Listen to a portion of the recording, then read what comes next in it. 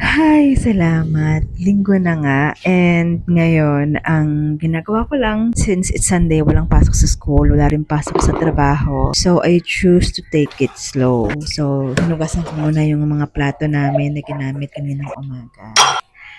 And para, malinis yung kusina. Mas masarap kasi mag-relax kapag walang mga nakatambak na mga hugasin sa kusina.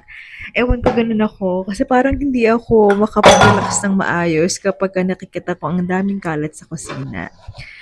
And yan, so to get it out of the way, nilinis ko muna siya para magawa ko na yung mga bagay na gusto kong gawin para sa Sunday.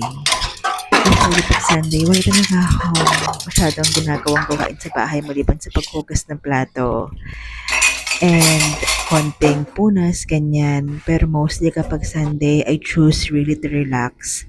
Ito nga pala yung sourdough starter na ginagawa ko. And banda dito, ito naman yung mga kamatis na pinapatubo ko. Meron silang mga ganyan na parang cage kasi pinipuntahan sila ng mga ibon and binabali yung mga dahon nila. So, this is naman yung aking working area. So, ayan. Kaya ng umaga nagkakape ako pero lumamig na siya. Dahil nga, inuna ko muna yung sa kusina and nagaganchilyo ko kanina. And ang ganda ng sikat ng araw pero mainit na. Talagang summer is approaching. And then mga palay sa harapan, hindi may mga may-ari yan, hindi kami. Pero recently, kahapon yata, ay inani na yan. So, kaya ganun na yung tsura.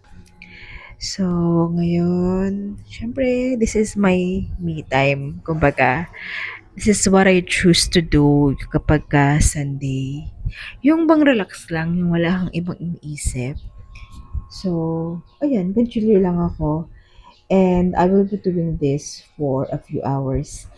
Wala talaga ako ditong ginugol na gawin. Pero kung ano lang muna yung magawa ko. Kasi nagsimula pa rin naman ako ng ganchilyo. So, hindi pa rin ako marunong or magaling sa pagde-decorate ng ganyan. I just use this para lang mag-relax and mag-chill kesa yung mag-scroll sa phone. And ayan, nagpalit ako ng damit into something comfy kasi alam ko na I want to do this for the next couple of hours. Maybe until magluluto na ako ng hapunan until 4 p.m. So, ayan. And kayo, how's your Sunday? I hope you